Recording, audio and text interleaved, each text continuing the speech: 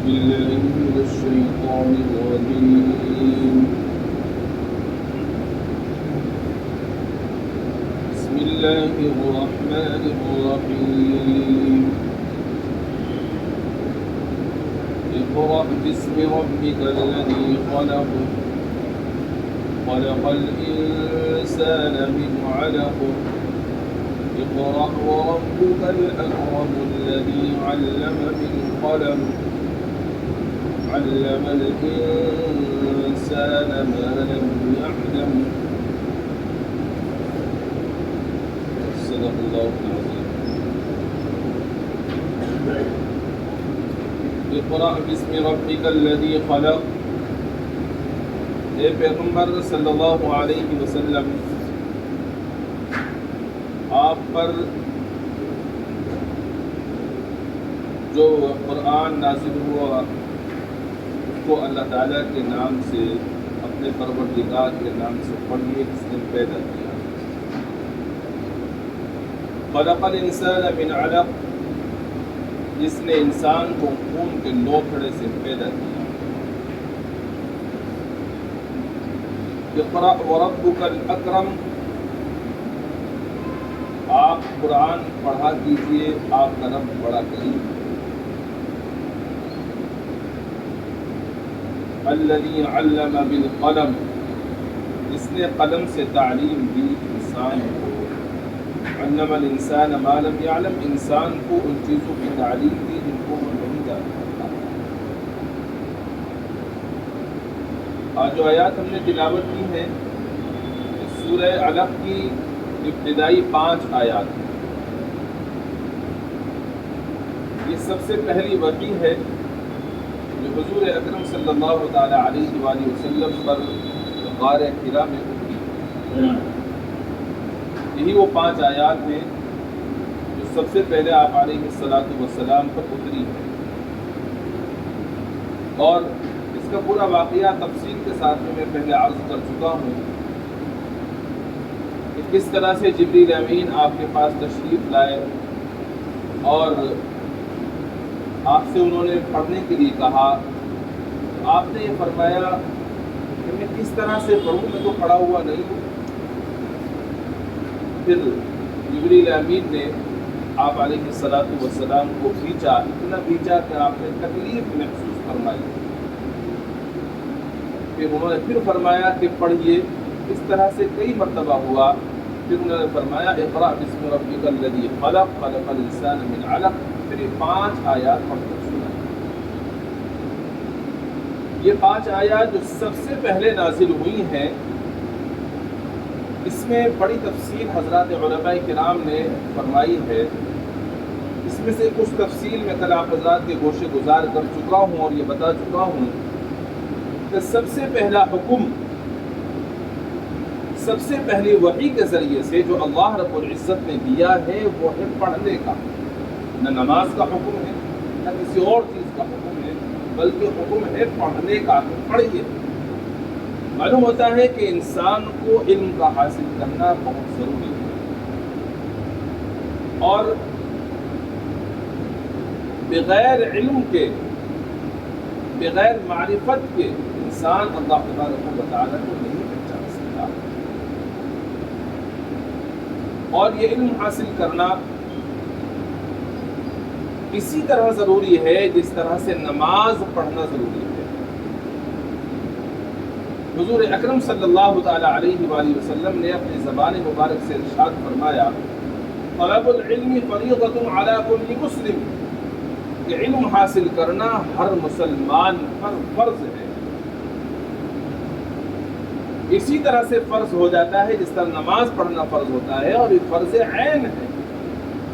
لیکن یاد رکھیے گا علم کوئی مخصوص نہیں ہے.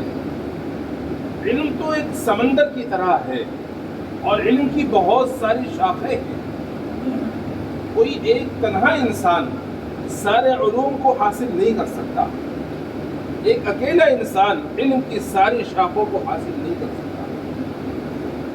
لہذا معلوم یہ ہوا کہ سارے علوم کو حاصل کرنا ضروری نہیں ہے، بلکہ اتنا علم حاصل کرنا ضروری ہے کہ جس علم کے ذریعے سے انسان کو اتنی معلومات حاصل ہو جائے کہ کیا چیز غلط ہے کیا چیز صحیح ہے، اللہ تبارک و تعالیٰ نے کس چیز کو حلال فرمایا کس چیز کو حرام فرمایا، اتنا علم حاصل ہو جانا ضروری ہے۔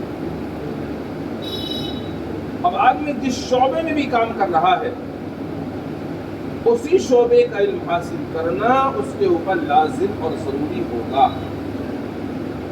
ہم مسلمان ہیں، ہمارے اوپر بالغ ہوتے ہی سب سے پہلے نماز فرض ہوتی ہے۔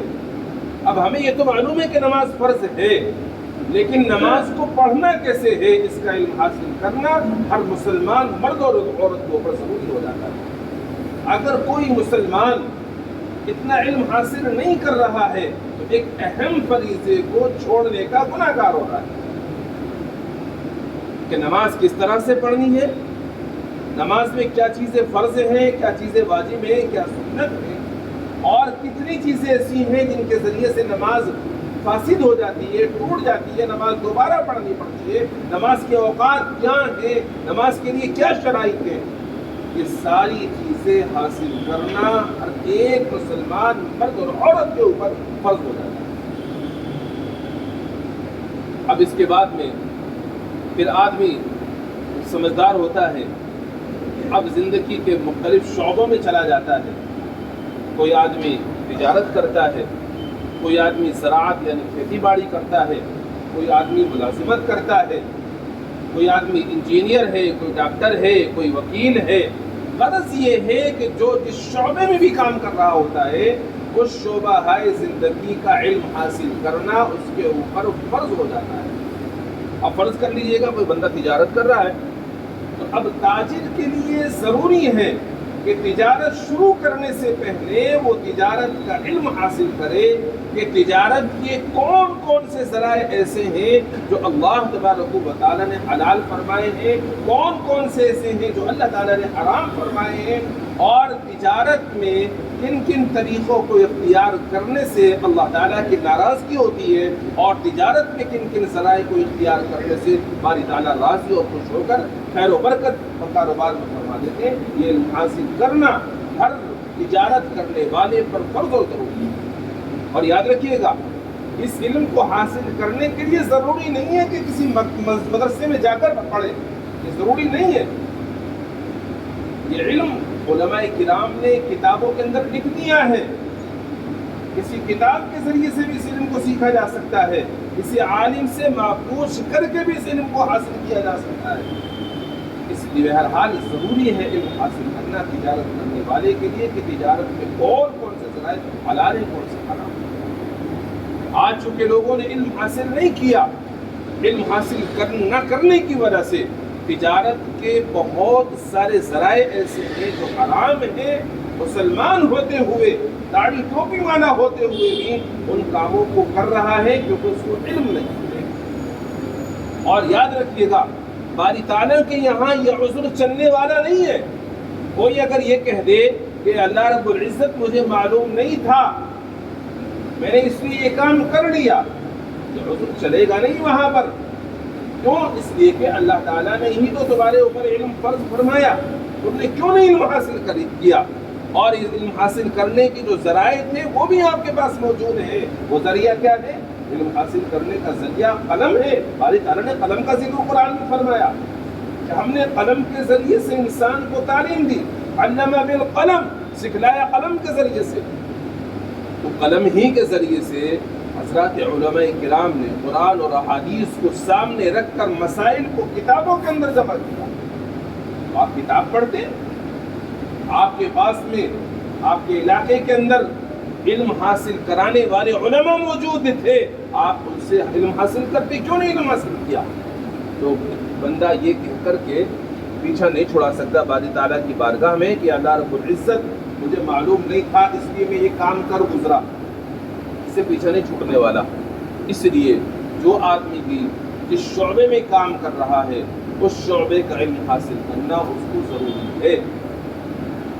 تجارت میں اور کوئی تجارت کر رہا ہے اس کو معلوم ہونا چاہیے کہ تجارت میں حضور اکرم صلی اللہ تعالی علیہ وآلہ وسلم نے اس بات سے منع فرمایا ہے کہ جو چیز ہم بیچ رہے ہیں ہم اس کا عیب، اس کی اچھائی یا برائی خریدار سے نہ بتائیں، اس سے منع فرمایا ہے۔ یعنی جو بھی چیز ہم فروخت کر رہے ہیں اس چیز کے اندر جو بھی اچھائی ہے یا برائی ہے ہم جس کو بیچ رہے ہیں اس کو بتائیں پہلے کہ بھئی جو میں چیز تمہیں بیچ رہا ہوں اس کے اندر یہ عیب ہے۔ اگر ہم نے نہیں بتایا تو گناہ گار ہوں گے۔ اور حدیث مبارکہ میں یہاں تک آیا، حضور اکرم صلی اللہ تعالی علیہ وآلہ وسلم نے ارشاد فرمایا ایسا بندہ ہمیشہ اللہ تبارک و تعالیٰ کے غضب اور غصے کے اندر رہتا ہے۔ اللہ تعالیٰ کا غضب اور غصہ ہمیشہ اس کے اوپر رہتا ہے جو بندہ بغیر عیب بتائے اپنی چیز کو فروخت کرتا ہے، بیچتا ہے۔ اور ایک حدیث میں بتایا اللہ تبارک و تعالیٰ کی جو فرشتے ہیں وہ لعنت بھیجتے ہیں، پھٹکار بھیجتے ہیں اس بندے کے اوپر جو اپنی چیز کا عیب چھپا کر بیچتا ہے، اس کا عیب خریدار کو بتاتا ہے۔ اور حدیث میں یہ بھی بتایا گیا من غش فلیس منا، جس نے دھوکہ دیا وہ ہم میں سے نہیں ہے۔ یہ معلوم ہونا ضروری ہے کہ دھوکہ دینا جائز نہیں۔ یہ معلوم ہونا ضروری ہے کہ اگر ہم کوئی چیز ناپ کر یا تول کر بیچ رہے ہیں تو ناپ کر تول کر بیچنے والی چیزوں میں بالکل بھی کمی کرنا جائز نہیں ہے۔ جھکتا ہوا تولے اور اس میں ڈنڈی نہ مارے۔ اگر کسی نے آپ سے 1 کلو چیز لی ہے تو 1 کلو میں 1 گرام بھی کم نہیں ہونی چاہیے، 1 گرام بڑھ تو جائے کم نہیں ہونی چاہیے، اس کا خیال رکھنا ہے۔ یہ اتنا علم حاصل کرنا ہر تجارت کرنے والے کے لیے ضروری ہے۔ اب جیسے مسئلہ ہے کوئی آدمی اگر کوئی چیز فروخت کر رہا ہے، بیچ رہا ہے کسی کو، جب تک اس بیچنے والی چیز پر اس کا قبضہ نہ ہو جائے اس وقت تک وہ دوسروں کو آگے نہیں بیچ سکتا۔ معلوم ہی نہیں لوگوں کو کہ لوگ بیچ رہے ہیں دھڑیلے سے، یہ معلوم ہونا ضروری ہے۔ غرض یہ ہے کہ کوئی آدمی تجارت کر رہا ہے تو تاجر کو، تجارت کرنے والے کو تجارت کا علم حاصل کرنا فرض ہے، اور یہ اسی طرح فرض ہے جیسا کہ نماز پڑھنا فرض ہوا کرتا ہے، فرض ہے۔ اب کوئی بندہ ملازمت کر رہا ہے تو ملازمت کے مسائل جاننا یہ اس کے اوپر لازم اور ضروری ہے۔ کیا ہے ملازمت کی مثال کے طور پر اس سے بہت زیادہ ناواقفیت پائی جا رہی ہے، بہت زیادہ لاپرواہی ہے اس میں۔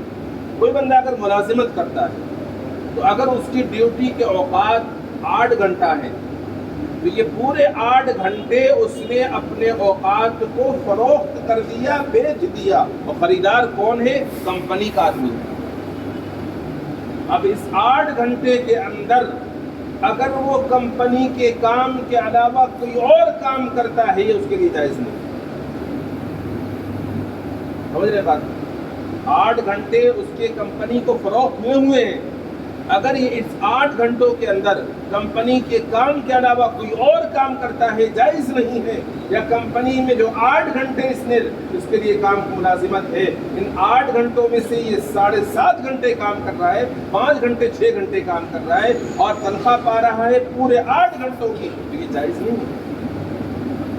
اور اس کو اس طرح گناہ سمجھ لیجئے گا جیسا کہ کوئی بندہ تول کر کوئی سامان فروخت کرتا ہے اور اس نے طے کیا کہ مجھے 1 کلو چیز دے دیجئے، اب وہ 1 کلو نہ تول کر کے اس کو 1.25 کلو دے رہا ہے، تو یہ 250 گرام جو ڈنڈی مار رہا ہے یہ گناہ گار ہو رہا ہے، اور اس کے ذریعے سے جو پیسے اس کے پاس میں آ رہا ہے یہ حرام کا رہا ہے۔ اسی طرح سے جو لوگ ملازمت کرتے ہیں، ملازمت کرنے والے اگر ان 8 گھنٹوں میں ڈنڈی مار رہے ہیں، پورے 8 گھنٹے کام نہیں کر رہے اور 8 گھنٹے کی تنخواہ پا رہے ہیں، اور یا ان 8 گھنٹوں میں سے کچھ گھنٹے اپنا کام کر رہے ہیں، کمپنی کا کام نہیں کر رہے، تو یہ بھی بالکل اسی طرح سے گناہ ہے جیسا کہ ڈنڈی مارنے والوں کو گناہ ہوتا ہے۔ اس کو گناہ سمجھیے، لیکن آپ دیکھیں گے کہ کوئی اس کی رعایت ہی نہیں کرتا۔ لیبر والا کام کرتا ہے، اس کی ذمہ داری ہے کہ تجھے 8 گھنٹے کام کرنا ہے، اب وہ 8 گھنٹے اس نے مالک کو فروخت کر دیے اپنے، لیکن مجال ہے جو 8 گھنٹے ذمہ داری سے کام کر لے، تنخواہ تو پوری پائے گا، 700 روپے چاہیے، 600 روپے مجھے چاہیے، لیکن مجال ہے جو کام کرے، کبھی بیڑی پینے میں مصروف ہو رہا ہے، کبھی موبائل میں بات کرنے میں مصروف ہو رہا ہے، کبھی کسی اور کام میں لگا ہوا ہے، کبھی پیشاب کرنے میں وقت ضائع کر رہا ہے۔ یہ یاد رکھیے گا، اس طرح سے کرنے سے جو ہم نے اپنے کام میں وقت مصروف کیا اس کی جو تنخواہ پا رہے ہیں تنخواہ ہمارے لیے جائز نہیں. تو ہر ایک کو جو ملازمت کر رہا ہے اس کی ذمہ داری بنتی ہے کہ ملازمت کا علم حاصل کرے. یہ اس کے اوپر فرض ہے.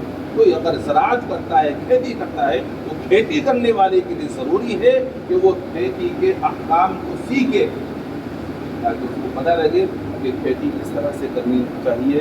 یہ سارے علم حاصل کرنا اس کے اوپر ضروری ہوتا ہے. تو بہرحال علم کی بہت ساری شاخیں ہیں. ساری شاخوں کو ایک آدمی حاصل نہیں کر سکتا.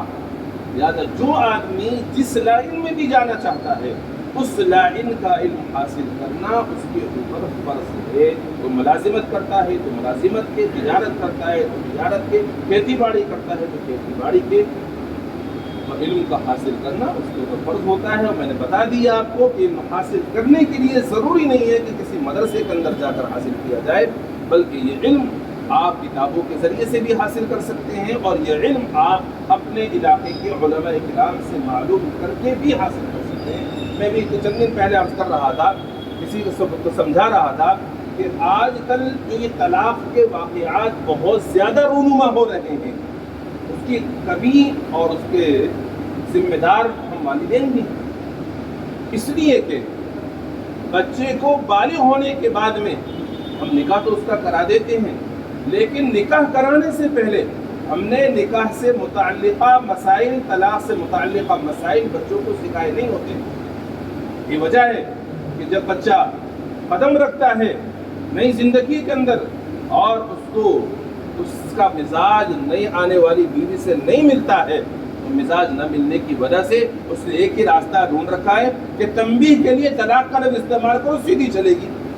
اب وہ طلاق کا لفظ استعمال تو کرتا ہے ڈرانے کے لیے، لیکن اس کو یہ معلوم نہیں ہوتا ہے کہ جو میں یہ ڈرانے کے لیے لفظ بول رہا ہوں یہ صرف ڈرانے کے لیے نہیں ہے، تو میری زندگی سے ہمیشہ کے لیے باہر ہو گئی ہے.